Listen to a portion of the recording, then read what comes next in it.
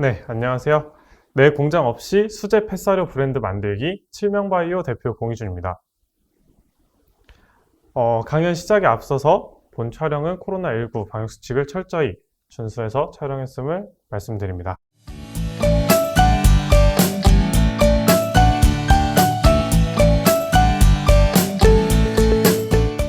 네, 1부에서 알아볼 주제는 공장이 왜 있어야 할까? 그러니까 왜 사람들은 이 공장을 설립하는 것, 그리고 자체 생산을 왜 그렇게 좋아하는 거고, 그게 사실 꼭 필요할까? 그리고 그 공장을 가지고 있으면 어떠한 이점이 있길래, 공장에 대해서 사람들이 계속 단미사료 제조 허가를 내고, 이런 다양한 인허가 작업들을 하는지에 대해서 한번 알아볼 거고, 그리고 실질적으로 공장을 설립하기 위한 조건, 그리고 절차. 사실 공장을 설립하기 위한 게 말이 공장이지 100평, 200평, 300평 되는 공장도 있을 거고, 하지만 단미사료 시설 기준에서는 그런 면적에 대한 제한 이런 건 딱히 두지 않고 있거든요.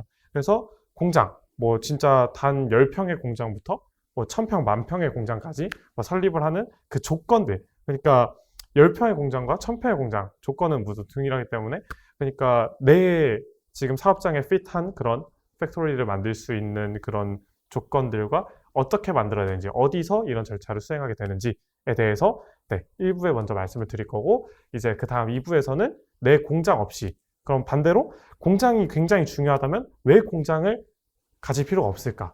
그러니까 공장이 가진 베네핏이 있다면 분명히 공장이 주는 페널티도 있겠죠. 이런 부분에 대해서 알아보는 시간을 가질 거고요. 그리고 나에게 맞는 제품을 선택하고, 그리고 그에 따른 마케팅 전략을 수립을 할 건데, 제가 좀 더 되게 빠르게 다가오기 위해서 그냥 저희 회사가 일반 회사들한테 그냥 OEM에서 생산할 때 제안하는 제안서를 그냥 통으로 들고 갔습니다. 그러니까 거기 안에 모든 제품들도 담겨 있고, 지금까지 저희가 소싱했던 제품들도 다 담겨 있으니까 한번 같이 보시면 좋을 것 같습니다.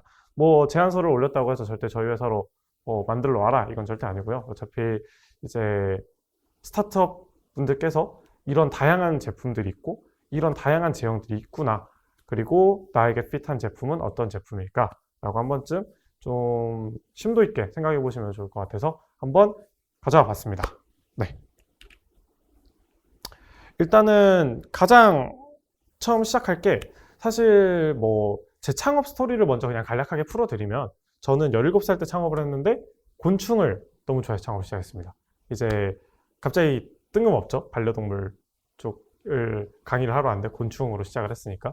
저는 곤충에 너무 미쳐 있었는데, 고등학교 1학년 때 사업을 시작을 했고, 중학교 1학년, 2학년 때부터 친구들이 하나 둘씩 같은 반 친구들이 곤충을 키우기 시작하더라고요. 얘네들이 이제 곤충들을 키우다 보니까 이제 친구들이 하나 둘, 이제 곤충을 키우는 친구가 하나가 있었는데, 이 친구들한테 곤충을 받아서 점점 반에서 2명, 3명 정도 곤충을 키우더라고요. 그래서 제가 신기해가지고 나도 생물 키우는 걸 좋아하니까 이 친구 한번 키워봐라 라고 하더라고요. 그래서 그렇게 곤충을 처음에 키우게 됐습니다. 곤충을 키우게 됐는데, 갑자기 왜 사료로 전향을 하게 됐냐면, 곤충이 너무 좋고 이 비즈니스가 아니었죠. 당시에는 그 곤충이라는 아이템에 대해서 너무 진심으로 애정을 갖고, 그게 취미로 계속 내 스트레스를 풀 수 있는 수단이 되니까 곤충에 대해 많은 투자를 했죠. 시간적 투자, 물적 투자 많이 했는데 곤충이 그럴수록 점점 늘어났습니다. 그러니까 사실 반려동물을 키우시고 뭔가 동물을 키우시는 분들은 아실 테지만, 개 한 마리를 키워도 많은 비용이 들어가는데 곤충을 막 1000마리 이렇게 키운다고 생각해 보시면 사료값이 장난이 아니겠죠. 근데 당시 중학생이었기 때문에 용돈 한 5만 원 정도 수준으로 이 많은 곤충들을 어떻게 먹일 수 있을까 하다가, 그러면은 직접 곤충의 사료를 만들면 되겠다 해서, 제가 이 사료 시장에, 곤충도 최근에 축산으로 들어갔으니까 사료 시장에 이런 가축들, 동물들의 피드를 만드는 시장에 제가 처음 스텝을 들여놓은 게 그런 계기였고요.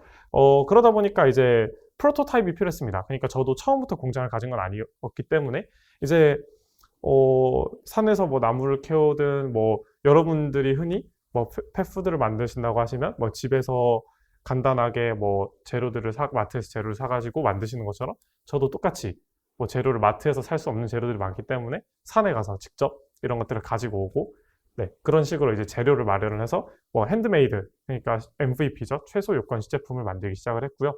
그렇게 하다가 이걸 마니아층에게 나눠줬습니다. 아무래도 여러분들도 이제 반려동물을 하시다 보면 아무래도 MVP를 만들고 아마 분명히 지인들을 나눠줘 보시는 분들이 계실 거예요. 특히 창업에 대해서 굉장히 진지하게 임하고 계신 분들께서는 본인 강아지들에게만 먹이는 게 아니라 주변 강아지들한테도 나눠주고 주변 고양이들한테도 나눠주고 이런 내 시장에 대한 내 아이템에 대한 검증을 하게 될 텐데 저도 똑같았습니다. 마니아층에게 이런 것들을 나눠줘 보고 이렇게 뭐 어떻게 보면 본의 아닌 마켓 테스트가 된 거죠. 이런 부분들을 수행을 하면서 이제 좀 더 뭐랄까 좀 더 프로덕트 마켓 핏 그러니까 제품과 시장의 조합을 계속 찾아냈던 것 같아요. 찾아 나가려고 노력을 했고 그렇게 해서 곤충 사료라는 아이템이 완성이 됐고 저도 처음에는 OEM으로 그러니까 내 공장 없이 다른 회사에다가 위탁을 맡겨서 그때 당시는 뭐 돈으로 위탁 계약을 체결한 게 아니라 수익을 분배하자. 내가 돈이 없으니까 이런 아이템이 정말 잘 대박이 터질 수 있을 것 같으니까 한번 우리가 그 수익 쉐어를 해가지고 한번 만들어 보자 라고 해서 식용곤충 농장에서 그런 MVP를 만들고 프로토타입을 만들어서 제품에 출시를 했습니다. 그리고 돈을 꽤 많이 벌어서 뭐 그때 당시 중학생 수준에서 한 300만 원 벌었으니까 많이 벌었죠. 투자 대비 수익이 굉장히 나쁘지 않은 비즈니스여서 그걸 제가 그 도전 K 스타트업이라는 대회에 그런 아이템을 가지고 참가를 하게 됐습니다. 참가를 하게 됐고 상금을 1억을 받아가지고 그 대회에서 네, 그렇게 창업을 하게 됐고요. 그렇게 공장 보증금 넣고 이것저것 기계도 사고 네, 그렇게 해서 제가 공장을 가지게 되었습니다. 네, 이게 뭐 제가 공장을 어떻게 가졌을까에 대한 창업 스토리 간단히 아이스 브레이킹 했고요. 공장이 있으면 유리한 건 굉장히 간단합니다. 한번 그냥 숫자로 한번 얘기를 해보는 건데 자, 소비자분들이 10,000원짜리 사료를 사실 때는 그 안에 어떤 비용들이 포함이 되어 있냐 한번 그냥 대략적인 분명히 먼저 말씀드리지만 어떤 상품이냐 고부가가치 상품이냐 또는 저부가가치 상품이냐 예를 들어서 이제 해외에서 수입되어 오는 그런 저급 간식들이 분명히 있겠죠. 그런 것들과 우리나라에서 만들어진 뭐 하이엔드 브랜드는 분명히 다른 가치를 가지겠지만 그냥 뭐 일반적인 스타트업들이 소싱하는 제품을 저희가 그냥 평균적으로 추산을 해봤을 때 제가 수치를 한번 가져봤는데요. 대략적으로 이게 10,000원에 팔리고 있다. 뭐 오픈마켓이든 뭐 자사몰이든 뭐 스마트 스토어든 10,000원에 팔리고 있다. 라고 하면 통상적으로 원재료비가 15%에서 20% 포지션을 가지는 경우가 많더라고요. 대부분 이제 특히 여러분들이 준비하시는 게 로우엔드 브랜드가 아니기 때문에 대부분 이제 스타트업에서 준비하시는 브랜드들은 어느 정도의 중가 이상의 전략을 보통 가져갈 수밖에 없는 상황이기 때문에 보통 원재료비가 1,500원에서 2,000원 엄청 많게는 3,000원까지 드는 브랜드도 보긴 했어요. 그게 뭐냐면 대부분 트릿이 그럽니다. 원재료비가 그 동결건조 트릿이 원재료비가 생각보다 어마어마하게 높아요. 하지만 그냥 일반적인 제품을 생각을 해봤을 때 원재료비는 1,500원에서 2,000원 정도 15에서 20% 수준 생산비는 15에서 20% 수준 뭐 거의 원재료비하고 생산비하고 거의 뭐 비슷하다고 보시면 됩니다. 그리고 마케팅 비용은 뭐 적게는 5%에서 많게는 뭐 30%까지 그리고 뭐 판매 수수료도 뭐 쿠팡 뭐 이런 그 빅세일즈 오픈마켓에 가면은 더 커질 거고 스마트 스토어나 자사몰로 가면 점점 줄어들 거고요. 그리고 물류비 예를 들어 1,000개를 만들었는데 이 1,000개를 내가 다 보관할 데가 없다. 그러면 어디로 가죠? 3PL로 갑니다. 그러니까 물류 창고가 있고 거기에 제품을 보내놓으면 우리가 주소만 딱 쳐서 보내주면 거기서 상품을 발송을 해주는 그러니까 공간과 그런 물류를 대행해주는 뭐 이런 3PL을 쓰시기도 하고 뭐 SCM 그러니까 뭐 반려동물 쪽에는 정글북이 있죠. 뭐 대표적으로는 뭐 이런 반려동물 쪽을 팔고 있는 그런 벤더들에게 미리 제품을 보내놓고 거기서 나가게 하는 네, 그런 SCM들도 있을 거고요. 부가세가 10% 붙겠죠. 그리고 나머지는 마진이 붙을 겁니다. 일단은 가장 먼저 설명해 드릴 거는 저 빨간색으로 제가 쳐놓은 게 공장이 컨트롤하는 비용입니다. 그러니까 판매하시는 분들은 만져보지 못하는 돈입니다. 원재료비에서 뭐 저 정도 가격 그리고 생산비에서 저 정도 가격 물류비 이게 사실 그 팩토리가 컨트롤하는 비용이고 그 다음에 이제 판매를 하시는 분들께서는 뭐 마케팅 비용 판매 수수료 뭐 이런 것들을 컨트롤하게 되겠죠. 근데 사실 마케팅 비용과 판매 수수료는 이제 판매하시는 분들에 따라서 이제 역량에 따라서 굉장히 많이 조율할 수 있는 폭이 큽니다. 뭐 예를 들어 쿠팡에서 팔 거 스마트 스토어로 팔면 그대로 한 2,000원 더 나와버리거든요. 그리고 마케팅 비용도 뭐 예를 들어 우리가 뭐 가장 단순한 방법으로 CPC, 그러니까 차감식 광고로 가장 상단에 딱 띄운다 라고 하는 것과 뭐 인스타들 직접 다 컨트롤 해가지고 다 컨택해서 뭐 공구를 연다던가 이러면은 아무래도 조금 더 이런 비용들이 저렴해질 수 있겠죠.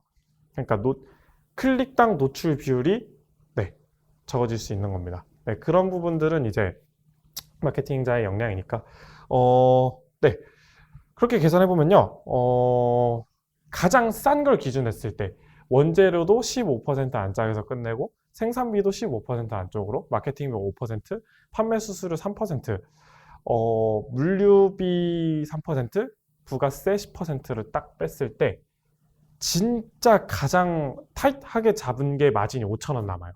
심지어 여기서 세금은 안 뺀 수치입니다. 그리고 가장 비싸게 팔았을 때 원재료도 좋은 거 쓰고 생산비도 꽤 비싸게 했고 마케팅도 엄청나게 크게 때렸고 그리고 판매 수수료도 뭐 쿠팡 11번가 이런 오픈 마켓들, 그러니까 대표적으로 수수료가 큰 이런 마켓들에서 했고 뭐 물류비는 동일하게 들어가고 부가세 동일하게 들어가니까 이런 경우로 가면 마진이 남는 게 아니라 백마진이라고 하죠. 오히려 손해가 납니다. 하지만 여러분들이 공장을 가지고 있다면 원재료비, 생산비, 그리고 물류비 부분을 줄일 수 있는 부분이 있겠죠. 뭐 특히 요즘은 최근에 인건비 지원 사업들도 굉장히 많이 나오기 때문에 이런 부분들을 굉장히 많이 줄이실 수 있습니다. 그런 부분은 분명히 강점이 있어요. 그리고 공장이 있어야 하는 가장 큰 이유는 재고 리스크입니다. 그러니까 내가 예를 들어 1,000개, 뭐 쉽게 그냥 풀어서 설명드리면 MOQ라 그러죠. 최소 발주 수량. 그러니까 내가 이게 1,000개의 사료를 구매를 해야 된다. 뭐 예를 들어 우리가 뭐 A라는 브랜드를 만들 건데 이 브랜드의 사료, 이런 브랜드를 만들려면 공장에서 그래도 최소한 100개 이상을 주문을 해줘야 이 상품을 만들 수 있다. 이런 최소 주문 금액이 있는데 이런 부분들에 대한 재고 리스크가 사실 스타트업들한테는 상당히 크죠. 왜냐하면 스타트업들 같은 경우는 최대 다수의 제품들을 조금씩 많이 만들어 보는 게 상대적으로 유리합니다. 그래야 반응이 좋은 아이템들은 갖다 쓰고 반응이 좋지 못한 아이템들은 뭐 어쩔 수 없이 이제 뭐 사라지게 되는 거겠죠. 그런 부분들에 대해서 굉장히 리스크가 커질수록 스타트업들이 소싱할 수 있는 아이템이 줄고 소싱할 수 있는 아이템이 줄어들수록 스타트업의 성공 가능성이 낮아지겠죠. 그런 부분들에서 사실 공장이 필요할 수도 있지 않을까 생각은 하실 거예요. 근데 여기서 굉장히 뭐 큰 맹점들이 있죠. 바로 그냥 단도직입적으로 들어가 보면 나도 공장을 만들 수 있을까? 라는 의문을 하시는 분들이 많고 그리고 최소한의 시설로 허가를 받아서 이제 사업을 진행하고 하려 하시는 분들이 계신데 이제 최소한의 시설로 단미사료 제조 허가를 받는 방법인데요. 시설 내역서 그러니까 단미사료 제조를 위해서 필요한 이제 리스트들인데 시설 내역, 그 다음에 개요, 뭐 평면도 공정서 이런 부분들은 뭐 이제 딱 기초적으로 딱 양식이 있습니다. 그리고 시설 어떻게 배치했는지, 그 다음에 뭐 검정기관 계약서 이런 것들은 당연히 그냥 기관에서 해주는 거고, 그 다음 공장 등록증이 필요하고, 그 다음에 임대차 계약은 당연히 필요하겠죠. 그리고 사료 제조 등록 신청서가 필요합니다. 건물의 용도가 이제 가장 사실 중요한데요.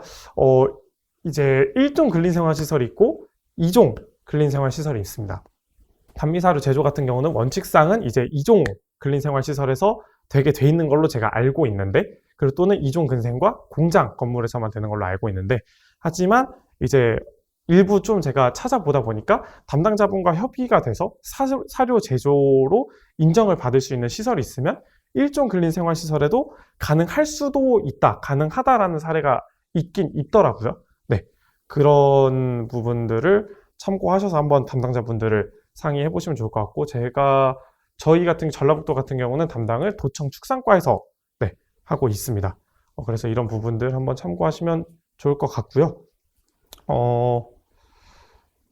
그리고 이제 가장 사실 중요한 궁금하실 부분들이 사실 시설 내역. 그러니까 사료 공장을 갖추기 위해서 어떤 시설들이 필요할지 네, 이런 거에 대한 부분들이 아마 필요하실 것 같은데 이런 부분을 제가 한번 저희가 직접 받았던 예시를 통해서 최소 요건으로 한번 받았던 사례가 있는데 태정 파트너스라는 곳이 단미사료를 판매하는 시설이기 때문에 제조하는 시설이 아니기 때문에 저희가 제조 허가를 최소한의 네, 시설로 받은 경험이 있기 때문에 그 부분에서 한번 공유를 해보겠습니다.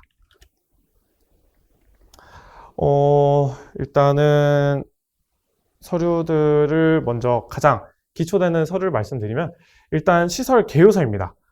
시설 개요서인데 이거는 일단 뭐 지정된 양식이 있기 때문에 사실 크게 뭐 걱정 없이 넘어가실 수 있는 부분인데요.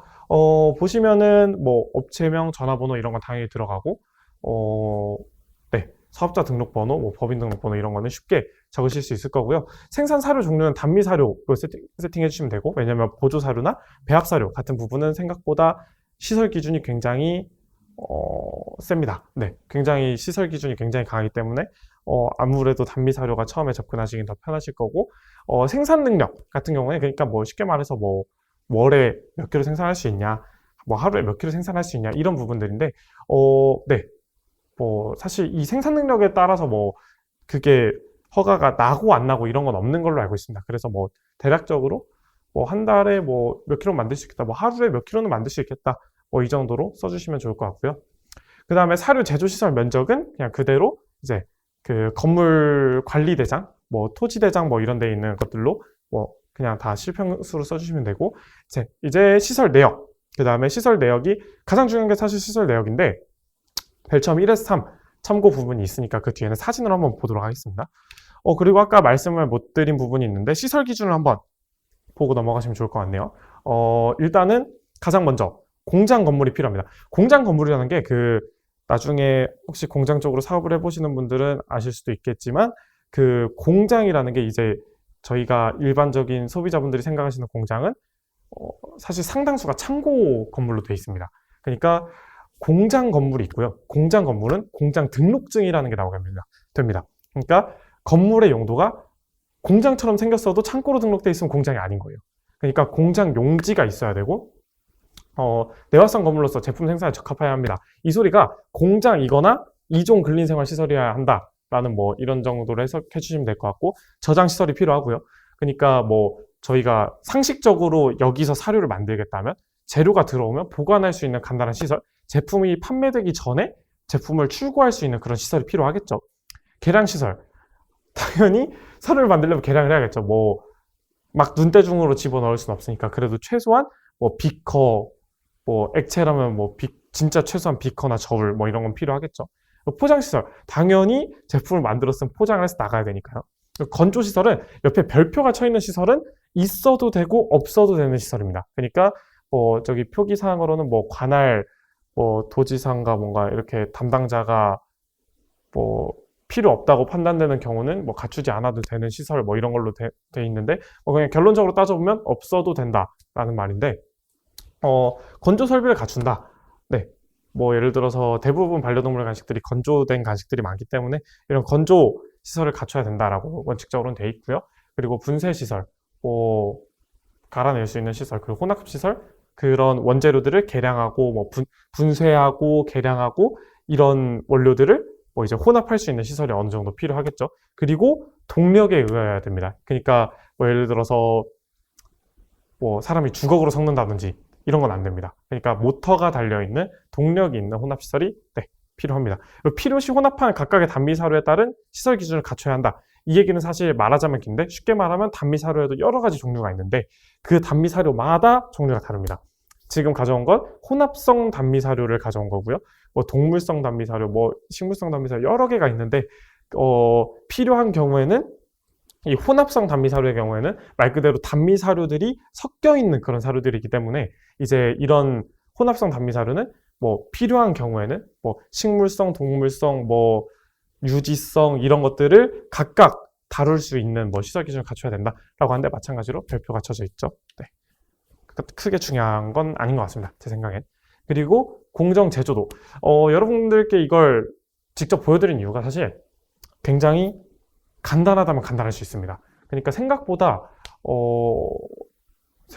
뭔가 준비해야 될 서류가 빡빡하거나 뭔가 되게 엄격한 시설 기준 이런 게 사실 있는 건 아니에요. 그러니까 네, 참고하시면 좋을 것 같고 시설 개요서 아까 설명드렸고요. 그리고 옆에는 사료 제조 공정도입니다.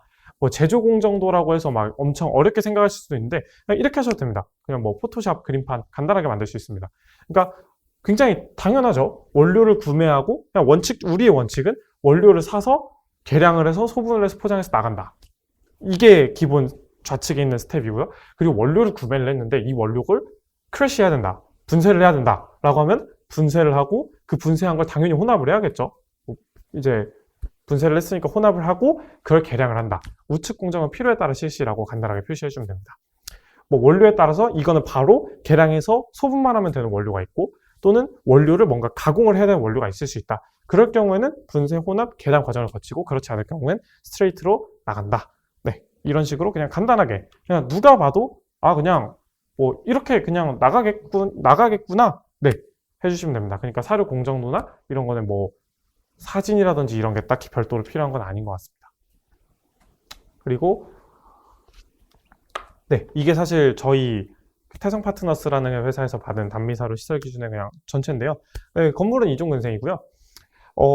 네, 정말 간소했습니다. 진짜 정말 간소했습니다. 왜냐면은 사실 이 기업이 아까 말씀드린 대로 B2C를 하는 기업이거든요. 그러니까 우리가 직접 팩토리에서 제품을 계속 생산하는 게 아니라 생산된 제품을 사실 가져다가 소분만 해서 나가면 되는 이런 굉장히 간단한 B2C 모델이라서 사실 다른 거 다 필요 없습니다. 그냥 솔직히 말하면 다른 거 다 필요 없어요. 그냥 저울하고 밴드실러만 있으면 돼요. 근데 아까 말씀드린 대로 그 시설 기준을 갖춰야 되기 때문에 나머지는 뭐 따지고 보면 불필요하게 들어온 부분인데 네, 아마 여러분들도 다 갖출 수 있을 거라고 생각합니다. 왜냐면 전자저울 이거는 사실 저희가 저울은 좀 비싼 저울이긴 한데 다이소만 가도 5,000원만 줘도 저울 살 수 있습니다. 그 저울을 가지고 계량을 한다? 뭐 사실 크게 잘못된 건 아니에요. 왜냐하면 그런 저울들도 0.1g 단위까지 측정이 되기 때문에. 그래서 시설 기준에 분명히 표기만 해주시면 됩니다. 보면은 네, 시설 기준에 보시면은 전자저울 맥스가 몇 킬로까지 잴 수 있고 0.001g까지 측정이 되는 저울이다. 뭐 이 정도만 뭐 간단한 스펙만 써주시면 될 것 같고요. 그리고 아마 여러분들도 실질적으로 제품을 포장을 하실 때는 저게 분명히 필요할 거라고 생각을 해요. 페달형 밴드실러. 그러니까 뭐 어쨌든 제품을 밀봉을 해서 나가야 되기 때문에 뭐 손으로 찍는 밴드실러도 괜찮습니다. 이런 거 5만 원, 8만 원? 뭐 이 정도면 삽니다. 그 문구점에서 파는 뭐 이런 이렇게 비닐 접착기 네, 이런 것도 가능합니다. 저희는 근데 원래 공장에 이게 있었기 때문에 페달형 밴드실러를 가져왔고요. 근데 제가 알기로는 굉장히 많은 분들께서 밴드실러가 굳이 필요 없는 기업이다라고 하시면 그냥 핸들형 접착기 정도로 대체를 하시는 걸로 알고 있습니다. 그리고 뭐 생산 구역이 당연히 필요하겠죠. 뭐 이런 거는 그냥 뭐 대충 뭐 테이블이나 이런 거 있는 그냥 뭐 당연히 다 사무실에 있으시겠죠. 회의용 테이블 그냥 잠깐 밀어도 괜찮습니다. 그러니까 그런 부분들 네, 실질적으로 그러니까 뭐 박스에 뭔가를 담든 뭔가의 소분을 하려면 결론엔 뭐 누군가 바닥에서 하든 앉아서 하든 그 스페이스는 필요할 거 아니에요. 상식적으로 그거는 다 분명히 이미 충분히 갖춰졌을 거라 생각하기 때문에 뭐 그냥 간단하게 그냥 당장 테이블 하나 놓여 있는 거 이 정도만 해도 충분합니다. 그리고 생산구역 저기는 소분하는 구역 여기는 생산하는 구역이다. 그러니까 이거는 사실 시설 기준은 아닙니다. 그냥 우리의 시설들이 어떻게 배치되어 있는지 간단하게 설명을 드리는 부분이고 그리고 왼쪽에 있는 4개 섹터들이 실질적인 기계고요. 오른쪽은 그 기계를 배치한 뭐 공간이라고 보는 게 사실 맞습니다. 그래서 다시 왼쪽으로 돌아보면 민찌기 및 믹서기라고 돼 있죠. 그러니까 민찌기는 그냥 쉽게 말해서 고기를 갈아내는 기계고요. 믹서기는 사람들이 생각하시는 거에 따라 다르겠지만 분쇄도 되고 혼합도 되는 기기입니다. 왜냐면 뭐 우리가 쉐이크를 만들 때 뭐 이렇게 손으로 이렇게 섞어도 되지만 뭐 그냥 믹서기로 섞을 수도 있는 것처럼 네, 믹서기는 굉장히 다양한 역할을 할 수 있기 때문에 근데 아까 말씀드린 대로 앞에 시설에 보면은 분쇄 시설과 혼합 시설이 필요하거든요.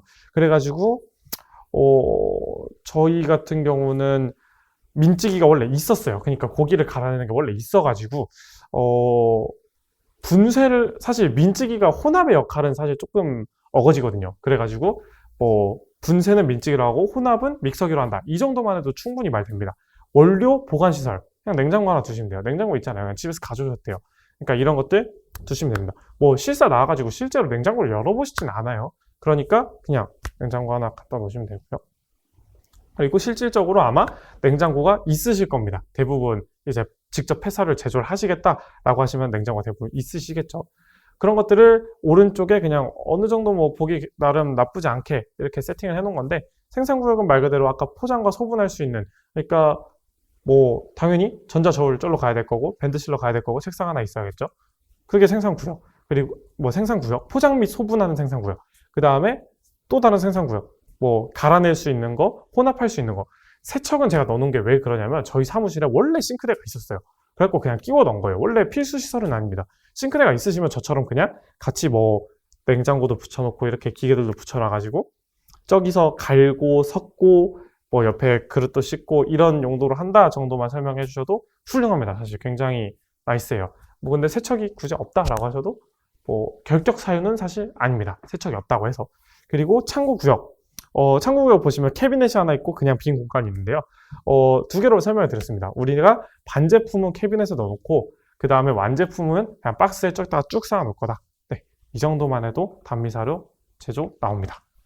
그래서 사실 뭐 간단하게 사실 집에서는 안 되고요. 그러니까 간단한 뭐 이게 상가가 27만 원짜리거든요. 월에 임대료가. 뭐 그런 정말 간단한 뭐 사무실에도 충분히 할 수 있을 만한 네, 그런 시설 기준입니다. 자가품질 위탁 계약서는 자가품질 검사 위탁 계약서는 여러분들께서 뭔가 본인이 뭐 임상병리사다 또는 연구원이다 해서 뭐 시설 기준에 맞춰서 뭐 이렇게 뭐 조단백, 조지방, 조해분, 수분을 검사할 수 있는 분이 아니라면 또는 그런 시설을 가진 게 아니라면 이제 위탁을 하게 되는데요. 그러니까 뭐 대표적으로 충남대학교 농업기술실용화재단 뭐 이런 기관들이 있는데 그런 랩에다가 우리 사료 시료를 보내가지고 검정을 맡기는 겁니다. 여기서 조단백이 얼마나 났고 조해분이 얼마나 났고 이런 것들이 필요한데 그게 사료 품질 검사로 인정된 공인기관들이 있어요. 그래서 자가 품질 검사를 하실 때는 아무 데서나 하셔도 되는 걸로 알고 있지만 그런 사료 성분을 등록하실 때는 계약이 된 기관에서 하셔야 되는 걸로 제가 알고 있습니다. 이건 확실치가 않아서. 근데 자가 품질 검사를 직접 할 수 있는 시설이 없다면 자가 품질 검사 위탁 계약서를 받아야 되는데 이건 그냥 뭐 실용화재단, 저희는 농업기술 실용화재단인데 그런데 그냥 전화해가지고 이제 사료 제조업 허가 받아야 되니까 계약서 한번 주세요 하면 바로 주십니다. 네.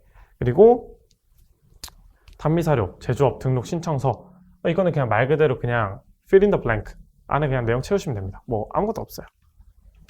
네, 이것만 내시면은 뭐 어렵지 않게 단미사료 제조를 취득하실 수 있습니다. 사실 이것만 돼도 앞에서 말씀드린 그 생산비라는 게 원재료를 공장에서 반제품으로 가공하는 데는 생각보다 비용이 크지 않은데 이거를 소분하는 비용이 생각보다 커요. 그러니까 예를 들어 우리가 그 맥심을 만든다라고 하면 스틱을 만들고 그걸 박스 안에 담아야겠죠. 근데 대부분 공장들이 그 스틱을 만들고 박스에 자동적으로 담는 라인이 없습니다. 스틱은 찍고 그 스틱들 모아가지고 박스에 직접 일일이 손으로 담는데 사실 우리가 스틱을 찍는 건 못하겠지만 그런 거 기회가 필요하니까 그렇지만 우리가 담는 건 할 수 있잖아요. 그러니까 이런 부분들이 있으면 사료 제조 허가 같은 게 있으면은 이런 생산비나 이런 소분하는 비용을 우리가 인건비로 초기에 대체를 할 수 있다 이거죠. 근데 뭐 본인 인건비도 네, 뭐 비용으로 치신다라고 하시면 그냥 공장에 맡기셔도 되고요. 네, 그리고 이제 2부에 시작하기 앞서 잠깐의 아이스 브레이킹을 먼저 해드리면 일단은 네, 저희 기업에 대해 소개를 해드리면 네, 아까 뜬구름없이 말씀드렸죠. 곤충을 하다가 반려동물을 하게 됐다. 어쩌다 하게 됐냐면 처음에 저희가 곤충 사료를 그 버려지는 농업 폐자원, 그러니까 폐균상이라고 하거든요. 그 버섯을 키우고 재배한 그 나무 루트들, 뿌리들을 이제 폐균상이라고 하는데 그걸로 곤충 사료를 만들었는데 이 곤충 사료가 원래 같은 경우는 뭐 관련 법령이나 이런 것들이 없었습니다. 근데 갑자기 얘가 뜬구름없이 축산법 안으로 들어가 버려가지고 갑자기 곤충이 먹는 사료도 사료 제조의 기준에 맞춰야 되게 됐습니다. 그래가지고 저희가 도청에서 행정명령을 받았죠. 곤충 사료를 영업하고 있는 모든 사람들은 단미사료 제조 허가에 대한 기준을 갖춰라 라고 통지가 와서 저희가 시설을 알아보는 와중에 이거 우리가 기존에 있는 그런 곤충 사료를 생산하기 위한 장비들만 해도 애견 사료를 생산할 수 있는 그런 라이센스를 우리가 그런 허가를 가져올 수 있겠는데 라는 생각이 문득 들어서 저희가 사업장이 이제 동이 3개로 분리가 돼 있어가지고 한 동에는 곤충 사료, 한 동에는 동물 사료를 그냥 아무 기술도 없이 일단 받아보자. 일단 반려동물 사료를 한번 받아보자. 라고 해서 반려동물 쪽으로 일단 허가를 일단 받은 거예요. 그러다가 어떻게 제가 원래 동물들을 키우고 있었기 때문에 그 동물들에게 먹이던 것들을 계속 연구 개발을 하고 조금 포뮬러를 만들어서 기술력을 계속 개발을 해가지고 그렇게 반려동물로 피보팅을 한 겁니다. 그래서 일단은 저는 원칙은 딱 하나입니다. 일단은 저희 펫푸드를 만들 때 일단은 제가 기업을 설립한 이념 자체도 내가 먹일 곤충들을 위해 만든 사료처럼 이 반려동물로 피보팅한 이 사료들도 내가 키우는 동물에게 먹일 수 있는 제품만 생산을 하겠다라는 게 컴퍼니 모토고요. 그리고 문득 이건 여담인데 최근에 2호 채널에서 유니콘 하우스 방영하고 있죠. 저도 거기에 지금 참가를 한 상황인데 굉장히 거기에서 나오는 그 파트너들, 그러니까 벤처 캐피탈 분들이 하시는 말씀 중에 하나가 공통적으로 하시는 말씀이 있어요. 피봇도 용기고, 피봇도 자신감이고, 피봇도 언젠가는 꼭 한 번쯤 필요한 순간이 온다. 그러니까 저는 이제 뭐 너무 좀 어떻게 보면 약간 극단적인 사례죠. 뭐 다른 분들에 비해 뭐 극단적이라고 볼 수도 없겠지만 곤충 사료를 하다가 갑자기 반려동물 사료로 넘어왔는데 혹시 여러분도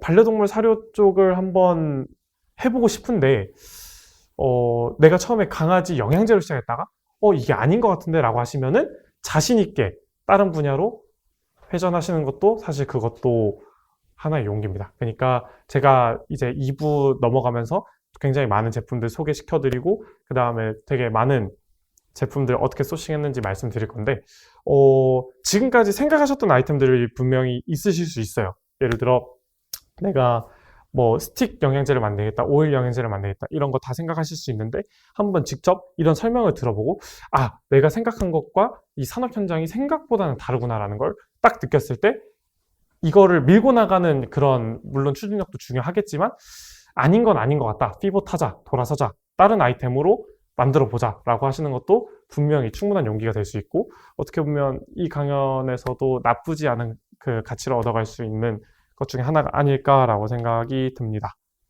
그리고 일단은 사내 주요 인력으로는요.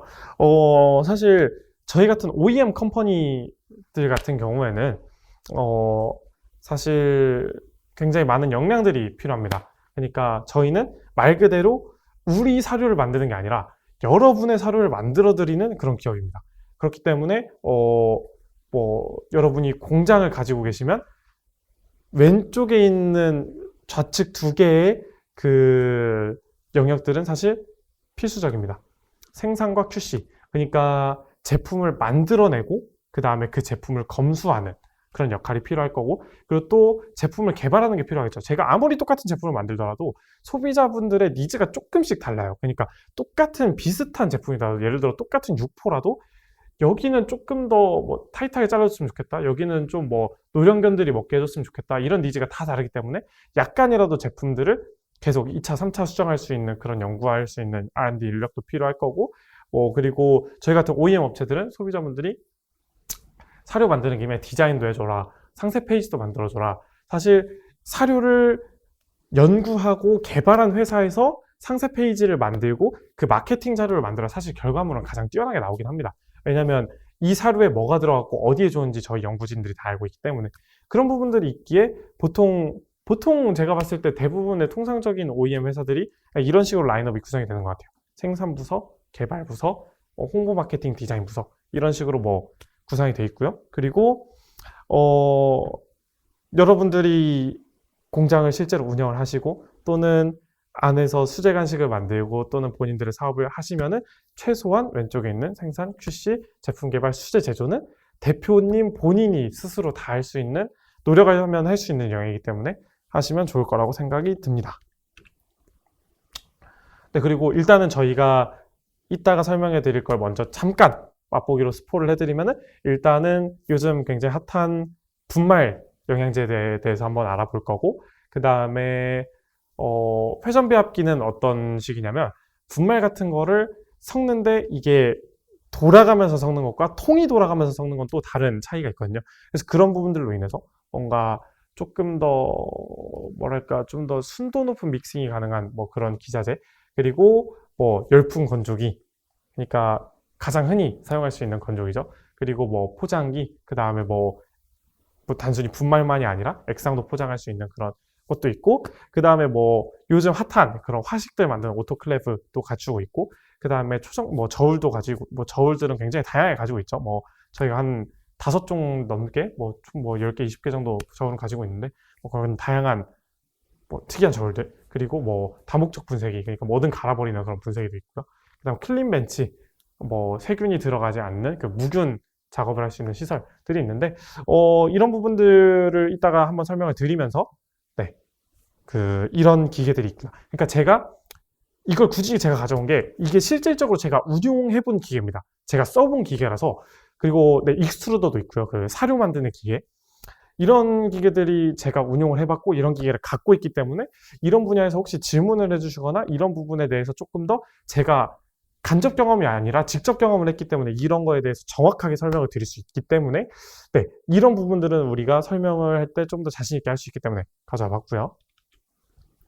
네, 그리고 이따 설명을 해드리겠지만, 네, 뭐 열풍 건조해서 만드는 여러분들이 흔히 알고 있는 그런 수제 간식들, 그 다음에 저희가 메인으로 하고 있는, 저희가 가장 짱짱한 연구진들 보유하고 있는 그런 영양제, 뭐 품목들, 그리고 뭐 가끔씩 뭐 그렇게 요청하시는 분들이 있어요. 뭐 예를 들어 내가 딸기 농사를 짓는데 딸기를 활용한 뭔가를 만들어 달라, 뭐 이런 것도 저희가 해본 적이 있고, 네, 그 다음에 뭐 MOQ 이런 부분들은 그냥 참고하시면 될 것 같고요. 일단 1부는 뭐 대충 이 정도로 어느 정도 마무리 될 것 같은데, 댓글을 하나 달아주셨네요. 이제 강의를 듣다 보니 강의를 위해 좋은 사료를 만들어 보고 싶으시다. 사실 저도 뭐 아까 말씀드린 대로 기업 이념 자체가, 저도 뭐 워낙 키우는 동물들이 많기 때문에 저는 개 2마리, 그 다음에 개 2마리, 그 다음 고양이 3마리, 그 다음 거북이 1마리, 그 다음에 미어캣도 키우거든요. 이런 동물들 되게 다양하게 키우면서 사실 저도 가장 이 사료 시장에 진입하고, 그 다음에 이 회사를 운영을 하면서 가장 중요한 부분이 사실 우리 동물들을 위해 먹일 수 있는 사료, 그리고 정말 그것만을 생각한 제품이 나왔을 때 소비자분들이 호응을 해줄 수 있지 않을까라는 생각이 솔직히 가장 크긴 해요. 그러니까 뭐 당장 우리가 이 제품을 팔기 위한 제품이 아니라 정말 우리 아이들에게, 우리 반려동물들에게 먹여도 전혀 내가 하나의 거리낌 없이 그냥 편하게 줄 수 있는 이런 사료들을 사실 프로덕팅하고 프로듀싱하고 소싱하는 게 사실 어떻게 보면 뭐 실제로 그런 제품들이 매출도 더 잘 나오고요. 그리고 조금 더 들어가 보면 그런 제품들에 의해서 어떻게 보면 직업에 대한 만족도가 상승하는 것 같다?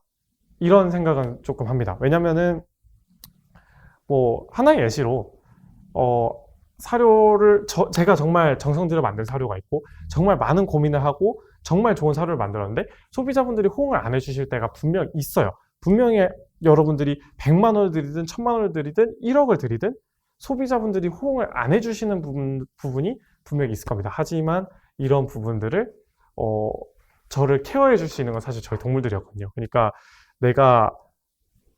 제가 진짜 몇 개월 동안 준비한 이거는 진짜 100% 대박 아이템이다 라고 생각한 게 안 먹힐 때가 있어요. 근데 우리 반려동물들은 진짜 누구보다 잘 먹어주고 그런 것들을 너라도 먹어주니 고맙다라고 정말 들 때가 있거든요. 그런 부분들에서 사실 직업에 대한 뿌듯함이 조금씩 있는 것 같다. 네, 라는 게 뭐 여담이었고요. 네.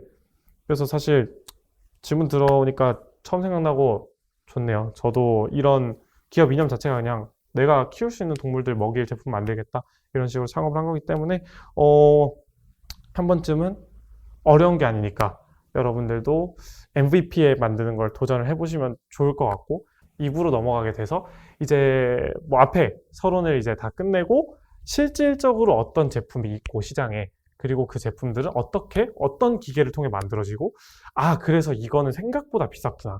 아, 이거는 생각보다 싸겠는데? 이런 것들을 조금 많이 느끼실 수 있게 좀 풍부한 컨텐츠 한번 준비해 보면 좋을 것 같고, 그리고 제가 가져온 자료 중에 조금 부족한 자료들이 있으면 제가 인터넷이라든지 제품들을 조금 어느 정도 소개를 해드려가지고 이제 강의 들으시는 분들도 좀 쉽게 찾아보실 수 있게 좀 더 애프터 스터디 하시기 조금 쉽게 제가 한번 쉬는 시간 동안 열심히 고민해 보도록 하겠습니다. 네. 그리고 1부 강의 잘 들어주셔서 감사드리고, 제가 2부로 다시 찾아오도록 하겠습니다. 감사합니다.